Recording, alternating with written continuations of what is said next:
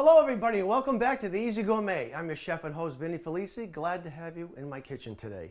A couple of recipes today. One is a little bit different and one is a combination of two or three things. I'm going to do it all in a sheet pan. So the first recipe is going to be broccoli rabe.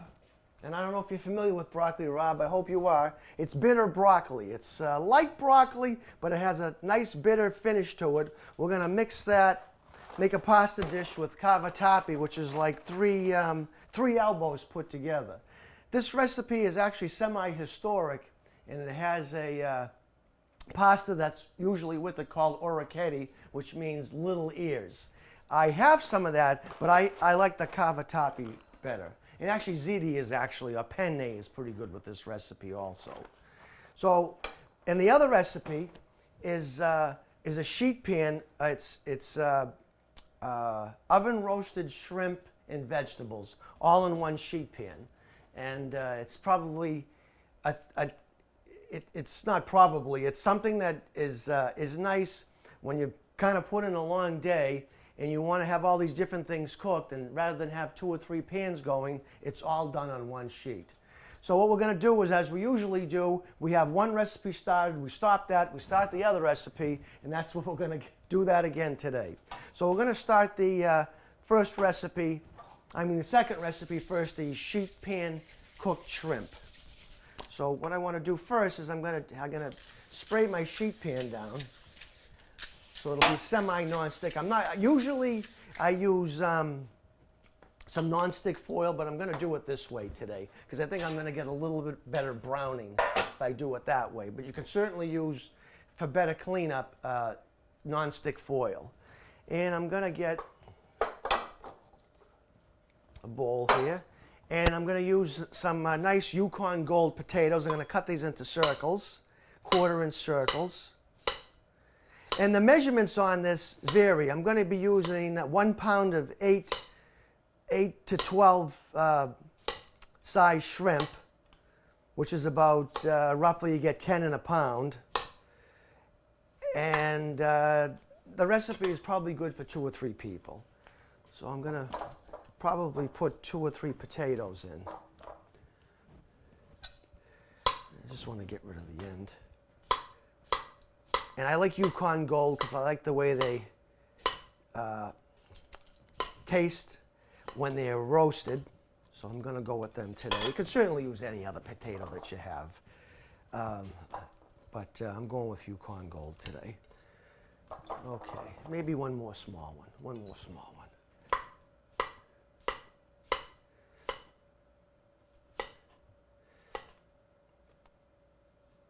Okay, we get rid of that. And the other thing I'm going to be using in this recipe is shallots. And I'm going to coarsely cut these shallots. Just get the paper off.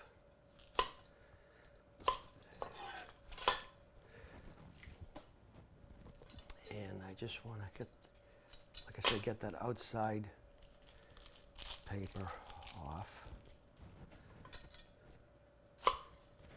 Throw those in there, just cut those in half. And I have fennel. And fennel is that kind of licoricey anise vegetable that's sometimes eaten after a meal as a kind of a digestive kind of thing. But we're going to actually cook that today. Just going to take the fronds off, and I'm going to use this in our recipe today. Just cut some wedges. This is very nice roasted. Actually, it's very nice roasted with salmon, but we're going to be using it with shrimp today. So we're going to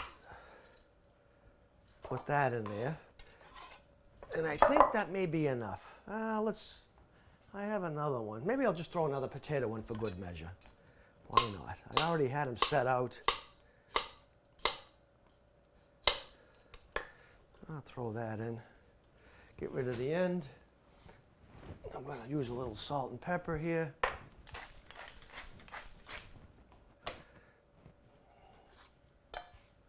Can certainly put more fennel in, but I think the 1 bulb is enough. And I have my oil.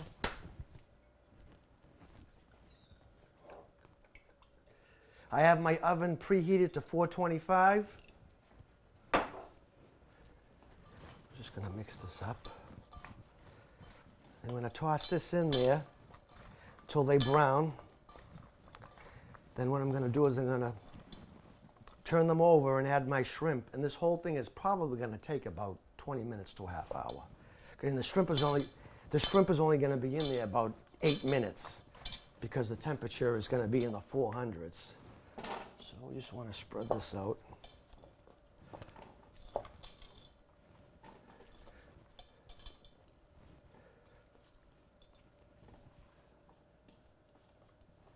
Make sure you get those potatoes down so they'll brown nicely.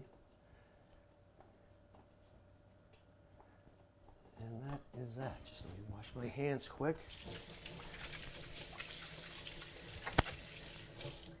Okay.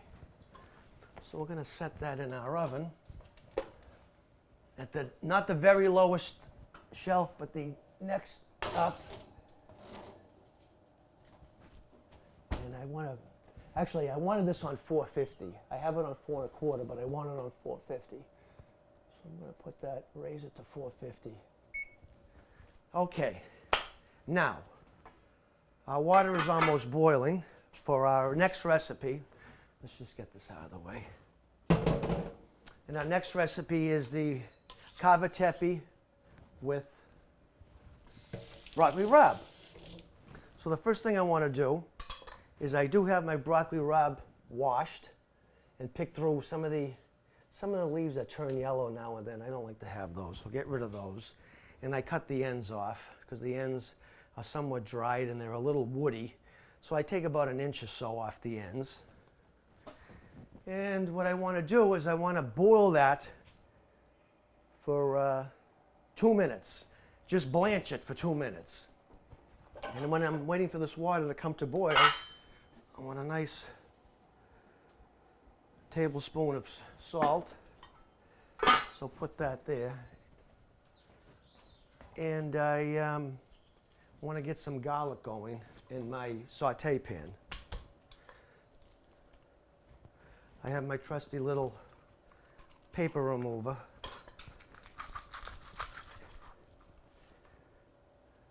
And I'm going to go with 5 cloves. You can certainly use as much as you want, but I'm going with 5 today. I don't know if you've seen broccoli rabe. It's kind of a bouquet. I should have saved it before. I should have washed it here on air, but basically it's like a bouquet of these fronds and these leaves. You have like the broccoli part and then the rape part, which is the bitter part. This is a little more tender than regular broccoli, but both the stem and the tops are a little more way bitter. But I mean, it's kind of an acquired taste. But when it's put together in this dish, it's actually quite popular, not only in Europe, but here in the States. So I just want to get these cloves going.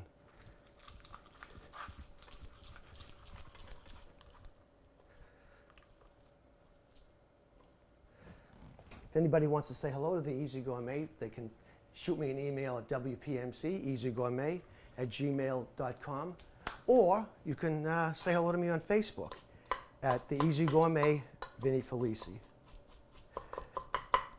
So I don't want to start my garlic until my pasta is in the water. So let's see how our water is doing. Okay, our water is boiling, so I want to blanch our broccoli rabe for about 2 minutes, 1.5 minutes to 2 minutes, in salted boiling water. And when I do that, it's still going to have a little crunch left to it. If you're not into vegetables that are being crunchy, you can certainly leave it in a little longer. We are going to saute this, so it's going to soften up a little, but 2 minutes is enough. So right now I have 424, so at 426 I'm going to take that out and I'm going to put it in a bowl just to hold.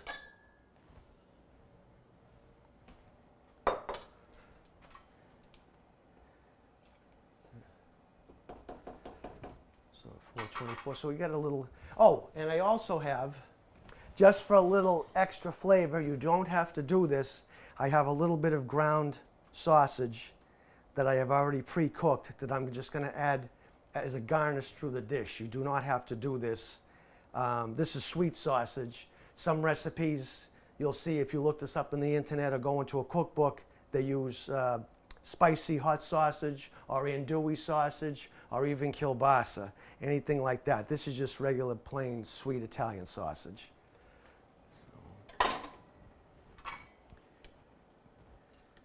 What do we got so far? We have 1 more minute. 1 more minute. I am not going to run this under cold water or throw it in ice water or anything like that to stop the cooking process. It's okay because it's going to be cooked again anyway, so it's not that important that I do that. Sometimes when you're blanching beans or asparagus and you want that color to really show, you take it out of boiling water after you blanch it, throw it into ice water, it shocks and that green color stays. But we're not going to be that fancy today. This has already come back to a boil. So I just want to probably have another 30 seconds. I do not have my watch on today like I usually do. Unfortunately, it doesn't work. It's a kinetic watch and it's in for repair. I think it just needs a lube job. Okay, 4:26. So, where is my bowl? I'm going to take that whole thing out of here with a spider.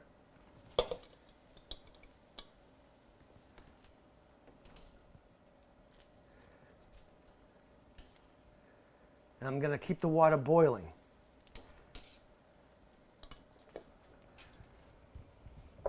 Put that to the side. I'm going to add a little more salt again. And I'm going to put our pasta in. This is a pound. I think I'm going to use 3/4 of this box. Normally for a whole head of broccoli rabe, it's a pound, and that's probably just a little less than a whole head. So I'm going to go with 3/4 of a pound. I'm just going to eyeball it.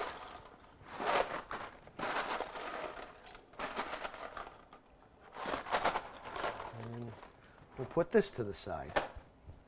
And now I just need to cook this. Okay. While we're waiting for that, I'm going to just have my garlic on low. I think it'd be safe to put on low. On the smaller burner, just to get things moving here. So I'm going to, there's my oil here.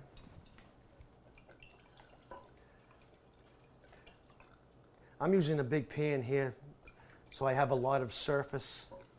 I'm probably putting about 4 or 5 tablespoons of oil. I just want to get that garlic in there. Leave that to the side. I'm going to add a little salt to that so the garlic sweats and cooks at the same time.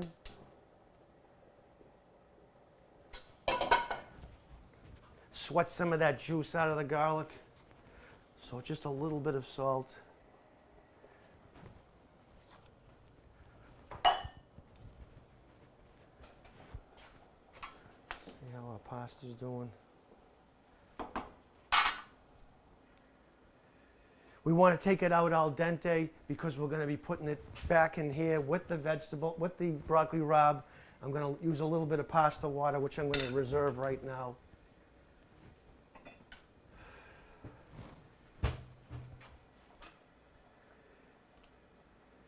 A little bit of starchy water. Probably won't use that much, but I just want to I wanted to have on hand just in case. Let me set my colander up for when I drain that pasta.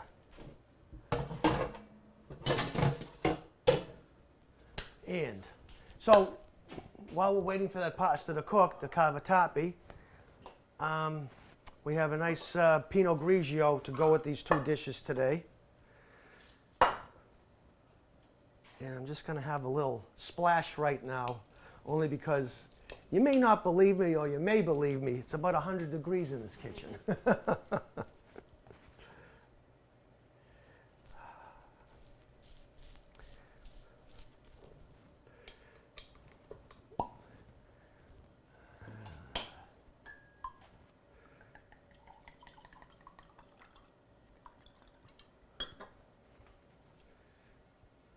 Let's see how we did today. To all my viewers of the Easy Gourmet, it's very good, very clean, almost tastes like pears. What does it say? Doesn't really say what this one really tastes like. It just says rich flavors, rich textures with a great length of flavor. Well, I don't know about that, but it's certainly pretty good. Let's see how our pasta's doing. Get this garlic going a little more. I can see it's starting to shizzle just a little.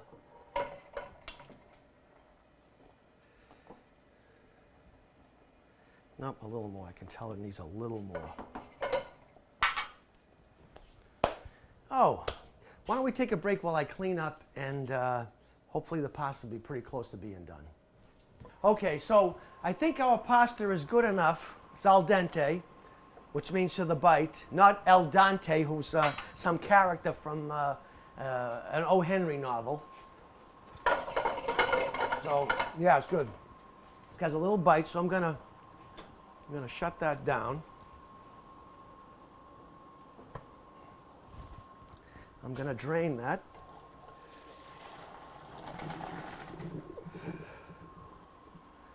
Just put that to the side. I have my cup of reserved water, and I just need my my funky spoon here. Get this garlic going. Just want to get it just a little. I don't want to get it brown. I just want to get this oil fragrant, and I'm just going to add a little bit more oil.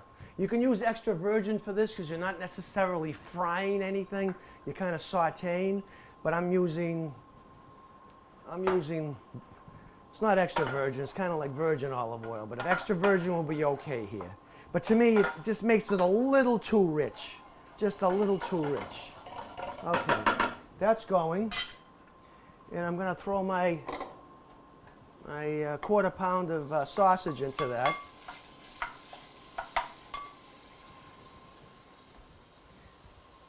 If you want to, you could throw some hot peppers into this right now and saute those a little. And I'm going to put my greens in. There's a little bit of residual water in there, that's okay.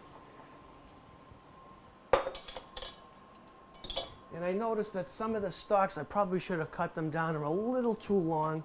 Let's just shorten those just a little. It'll just make it a little easier to eat.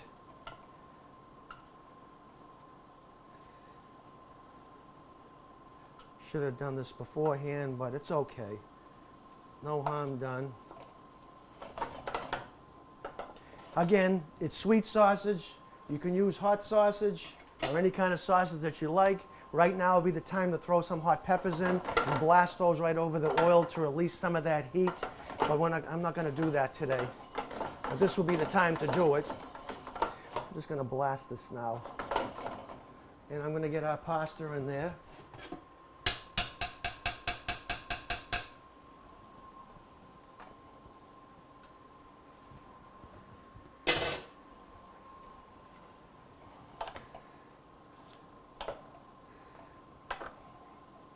I want to get that all stirred up.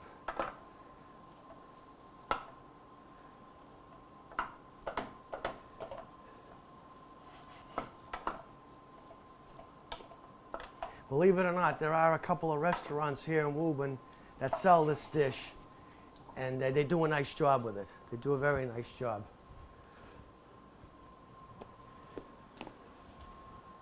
And I've gotten it as takeout. Who gets broccoli rabe as takeout? Only the Easy Gourmet. So I got that going. I'm going to add a little bit of that water that I had reserved.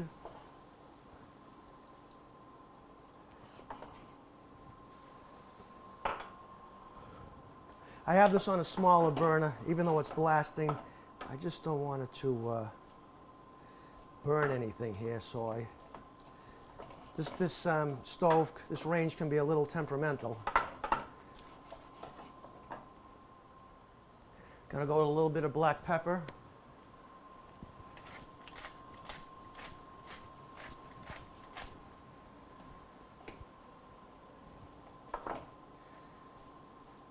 Try to use fresh cracked pepper in this instead of the pepper out of the can or jar. Really, it's really nicer. And our last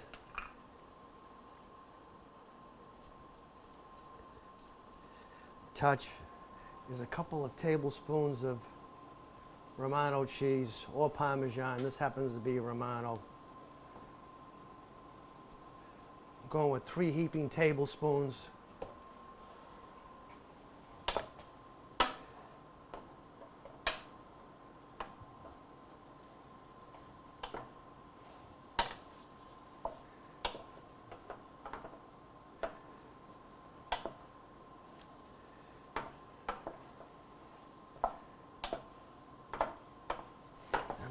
Taste that to see if it's seasoned enough and if it's cooked all the way through.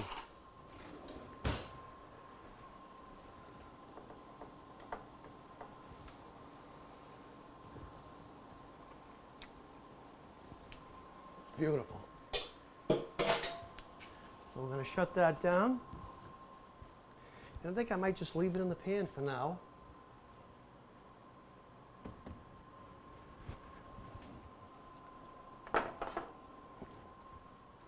And that, ladies and gentlemen, is our cavatappi with broccoli rabe, our first course, with a little bit of sausage. You can leave the sausage out, certainly, if you aren't into sausage. Or even turkey sausage, chicken sausage.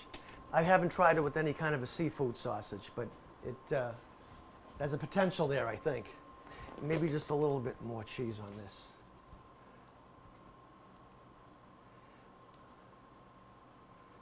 That's that. Okay, now we have our shallots, our fennel bulb, and our potatoes roasting. And we have our shrimp that I have a pound here. And they're cleaned, and I did not devein them, so I need to devein them. But what I do is, I have a pair of spring-loaded scissors here. So what I do is I put that through. You can use regular scissors or even a paring knife. Put that through the shell. And then I grab the shell at the very end with my index finger and my thumb. And I'm able to keep that little piece of shrimp there instead of pinching it off. I just think it makes it look a little better. You're not really losing anything if you just take it, like pull the shell off, you're gonna lose that little piece, but I like to leave it on. I just think it makes a little nicer present. Look, I did a nice job on that one. And I like to take that off and have that show at the end instead of leaving shell on. I am not into, I don't know how they do it, but sometimes you get shrimp and the end of the shell is still on. I say, why? I say, why do they do that? I don't understand. So to get that other, the top is the intestinal tract, and I'm not sure what is on the inside of the shrimp, but I'm gonna take that out anyway. Oop. So I just need a receptacle to put them in. So I'm gonna do that quickly. I should have done this before, but it's okay. What I do is I take where the head was of the shrimp, have the knife flat in my hand with the sharp part of the blade forward, and then I just go in with the point of the knife, about 1/4 inch, and take that little, whatever that is. And I'm not saying you can eat it from what I hear. what I've read, what chefs say. I just think they're too lazy to take it out. But I just want to take it out.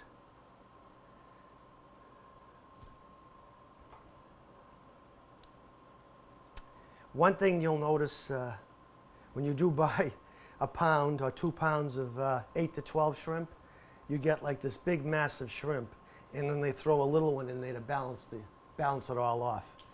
And I think I've said this before.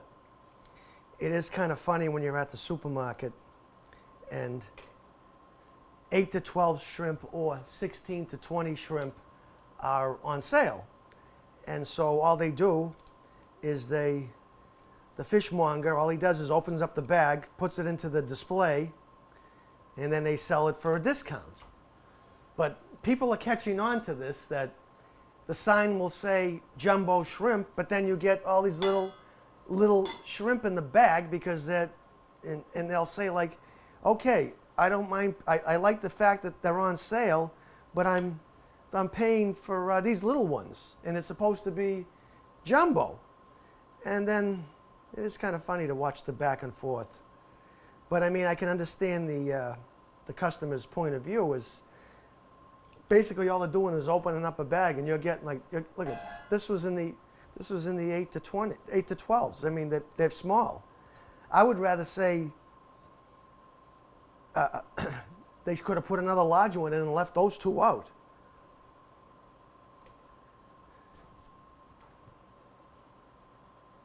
But I don't know. That's just the way it is with shrimp.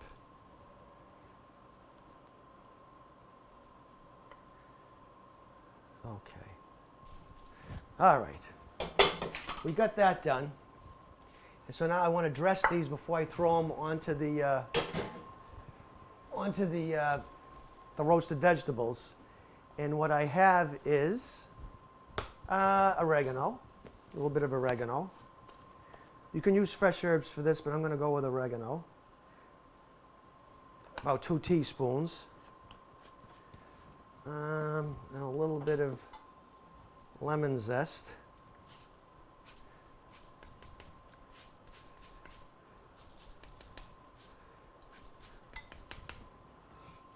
And a little bit of salt.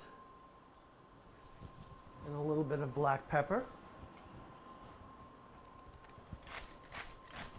And a little bit of oil.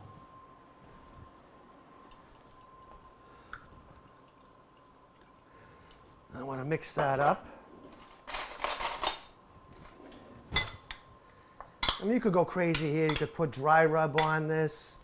I mean, as I always say, many times, it's I give you the base, and you can go crazy with different flavors. But I'm trying to keep it simple because I don't want to mask the taste of some of those vegetables, so I'm going to go with just a basic flavoring here. So I'm going to just lay my towel down here for a second. I'm going to bring this out for a minute. Woo.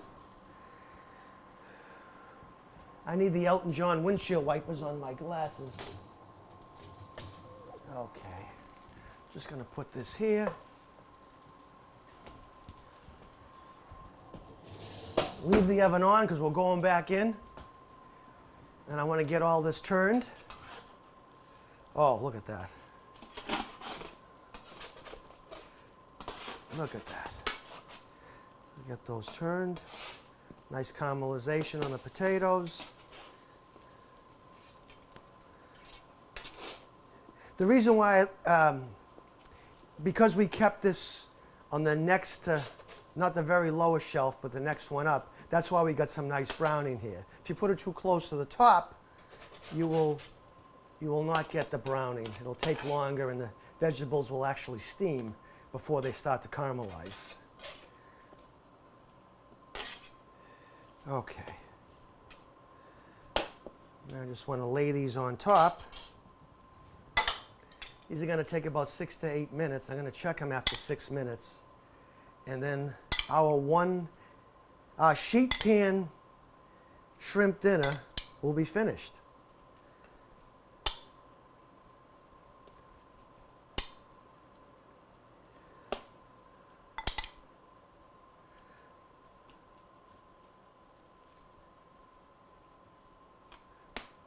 few more shrimp probably wouldn't have been that bad on here, but this still looks pretty good. Okay, put that to the side. And back into our oven for 6 minutes. So it's 448, 4950, so 454.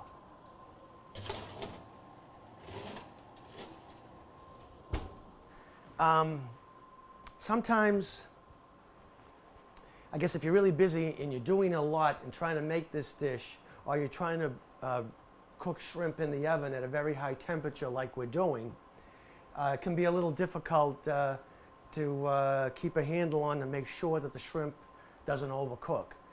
A way to do that, to help this whole process, would be to leave the shells on. But the thing is, if we do that, then I'm not able to get the intestinal tract out in that other vein, whatever the heck that is. So I do clean them. So that's why you have, this isn't one of those things where you can throw it in the oven and go sit down for 5 or 10 minutes. You really got to check this after about 5 to 6 minutes to make sure it doesn't overcook. So what I'll do is I'll look at it, and it's been in there almost a minute. So I'll look at, I'll give it another 4 minutes, and I'll take a look. And maybe I can just turn them over and give it another minute or so.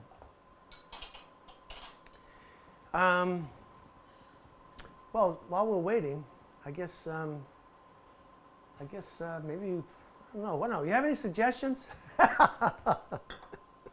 You know, it's so nice actually to be back.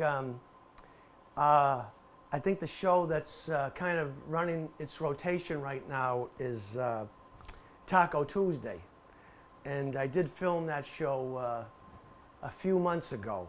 Unfortunately, there's been some episodes of COVID around the Easy Gourmet area, so we've had to postpone a bunch of times, but everything is A-okay now. So that's probably the reason why that some of the same shows have been on, not as like usual. There's one every few weeks. There's a new show, but we're just moving along now. And I think, I'm not sure, and I'm not going to make any promises, but I think the next show is our annual tailgate show.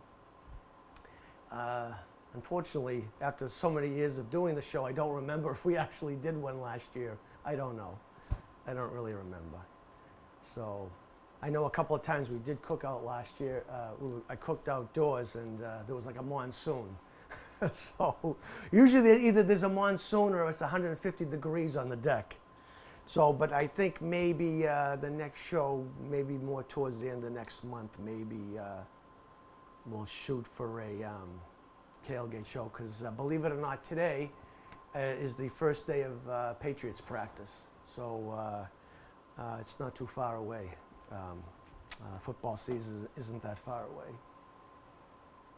So, maybe we'll be back in a moment, and we'll see if our shrimp needs to be turned or it's going to be cooked. Okay, we are back from a little bit of a cleanup break and a little bit of some jibber jabber. So let's see how our shrimp is doing. It smells really good. I did oregano roasting in there with everything else. And I just want to check these shrimp, and I think they're good. They still have a little bounce to them. So we went 6 minutes. So that's a good what do you call it? A good number to at least take a look at them. Like, not everybody's oven is the same. About 6 minutes. And we're done. So I'm going to add a little garnish to this. I'm going to really dress this up a little bit. I have some Kalamata olives.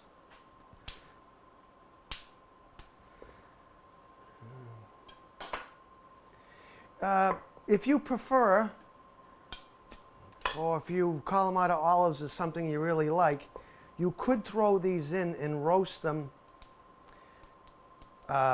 with the rest of this. but I tried it, and just bear with me here. I tried it, and I didn't really like hot olives. I know that's a big deal. It's like sometimes they heat up olives in the pan and put them on bread and stuff like that, but I didn't care for it. So the two garnishes for this are Kalamata olives. These are pitted. So all I'm going to do is just get a few and throw them on like this. Like I say, you can certainly throw these on and roast them along with everything else when we put the shrimp in. But I didn't care for it, so I like it this way. Too much of the brine kind of came out of the olive and got all over everything. And this is just a little bit of feta cheese. I know people are going to say, you're putting cheese with seafood, which is not allowed in Europe, but I just think it kind of is nice on here as a little garnish. The little briny saltiness of this cheese, I just think is nice. And again, you could put this in and roast that instead of putting it on as a garnish. And since we have our lemon already kind of used a little, just put that there, put that there, and a little bit of chopped parsley.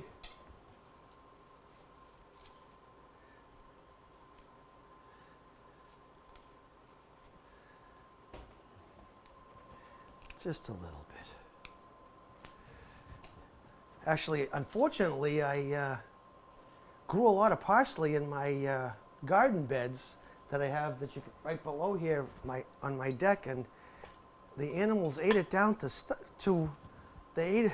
There isn't anything left. All there is this. All I have is a bunch of these. So I had to actually buy parsley today. Everything was going great. Now that everything has kind of started to ripen and really ready to harvest, the critters have come in and defoliated it like it was a war zone. So just a little bit of parsley here. Now I'm going to add a little bit of extra virgin olive oil to finish.